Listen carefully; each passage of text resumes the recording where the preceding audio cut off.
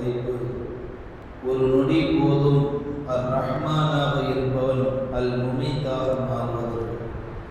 எல்லாம் வல்ல அல்லாஹ் நல்ல செய்திகளோடு நல்ல சிந்தனைகளோடு முழு செய்தி எடுத்துரைக்க ரப்புல் ஆலமீன் என் கல்புக்கும் நாவுக்கும் தௌஃபீக் அளிப்பானாக. ஆமீன்.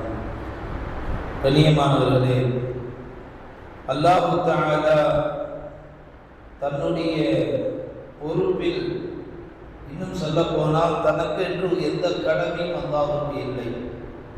அவன் தொழுவது கிடையாது, நோன்பு வைப்பது கிடையாது, ஜக்காத்து கொடுப்பது கிடையாது, அவன் ஆலயத்தையே அவன் சுற்றி வருவது கிடையாது.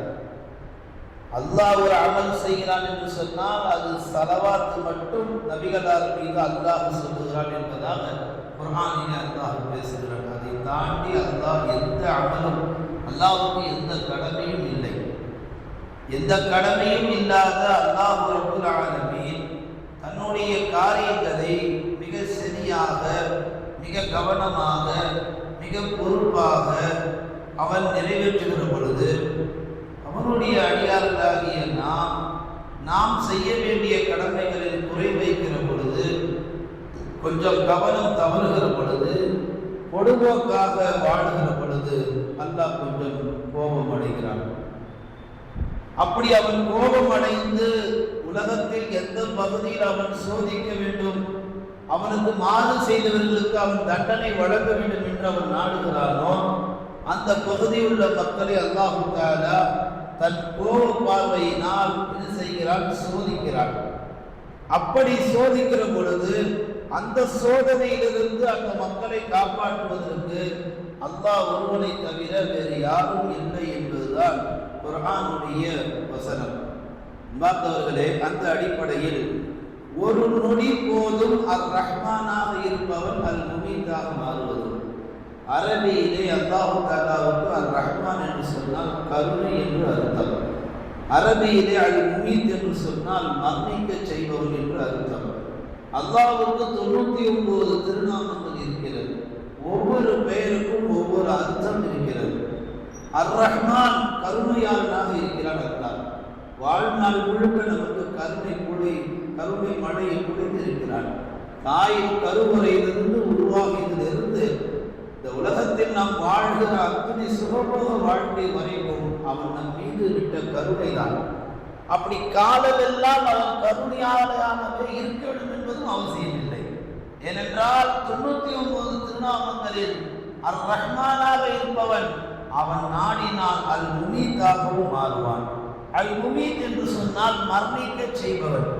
உயிரோடு யார் யாரெல்லாம் உலகத்தில் இருக்கிறார்களோ அவர்கள் எல்லோரையும் மரணிக்க செய்கிற ஆற்றல், வல்லமை, சக்தி அல்லாஹ் ஒருவனுக்கு இருக்கிறது என்பதையும் அல்லாஹ் தஆலா தன் திருமறையாம் குர்ஆன் ஷரீஃபிலே சொல்லி காமிக்கிறார். அர் ரஹ்மானாக அல்லாஹ் இந்த உலகத்தில் இருக்கிறான். அர் ரஹ்மானிலிருந்து அல் முமீத் மரணிக்க செய்யக்கூடிய அந்த ஆற்றல், அந்த சிஃபத்திற்கு மாறுவதற்கு அல்லாஹ்வுக்கு வெகுகாலம் தேவையில்லை. அல்லாஹ்வுக்கு வருடங்கள் தேவையில்லை, நேரங்கள் தேவையில்லை. துணி பொழுது போதும் அல்லாஹ் தஆலா ஒரு தன்மையிலிருந்து இன்னொரு தன்மைக்கு மாறி விடுவான். அளவற்ற அருளாளன், நிகரற்ற அன்புடன் என்று நாம் சொல்லுகிறோமே, அப்படிப்பட்ட அல்லாஹ் தான் ஷதீத் கடுமையானவனாக இருக்கிறான். ஜப்பார் அடக்கி ஆடக்கூடியவனாக இருக்கிறான். அல் முமீத் மரணிக்க செய்யக்கூடியவனாக இருக்கிறான். ஒரு மனிதனாக ஒரு குணத்தை மாற்றிக்கொள்வது அவ்வளவு கடினம். ஆனால் அல்லாஹ்வுக்கு அது கிடையாது. ரஹ்மானாக இருப்பான், திடீரென்றால் ரஹீமாக மாறுவான், திடீரென்று கஃபூராக மாறுவான், திடீரென்று பார்த்தால் அல்லாஹ் ரஹ்மானாகவே இருப்பான். இப்படி அல்லாஹ் தஆலா ஒரு குணத்திலிருந்து இன்னொரு குணம் மாறுவதற்கு அவனுக்கு ரொம்ப நேரம் எடுக்காது. ஒரு நொடி போதும். அந்த ஒரு நொடியில் அல்லாஹ் தஆலா தன்னுடைய குணத்திலிருந்து தன்னை மாற்றிக்கொள்வான். வரலாற்றிலே ஏகப்பட்ட வரலாறுகள் இருக்கிறது. அல்லாஹ்வுடைய வல்லமையை ஒரு நொடியில் அவன் சாதித்த, ஒரு நொடியில் புரட்டி போட்ட எத்தனை வரலாறுகள் இஸ்லாமிய மார்க்கத்தில் நிறைய காண கிடைக்கிறது. அது முதல் செய்தி, ஆதம் அலைஹிஸ்ஸலாம் அவர்களை அல்லாஹ் தஆலா மலக்குகளை கொண்டு 60 அடி ஆழத்திற்கு 60 அடி நீளத்திற்கு அல்லாஹ் படைக்க உத்தரவு போட்டார். 60 அடி உயரத்தில் ஆதம் அலை அவர்களை படைத்த மலக்குமார்கள் அல்லாஹ் என்ன செய்தார் தெரியுமா?